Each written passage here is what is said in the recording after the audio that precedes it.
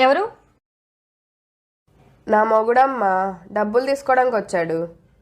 ఏమైనా పని చేస్తాడా? డ్రైవర్గా పనిచేసేవాడు. ఓనర్లు అమెరికా వెళ్ళేసరికి జాబ్ పోయింది.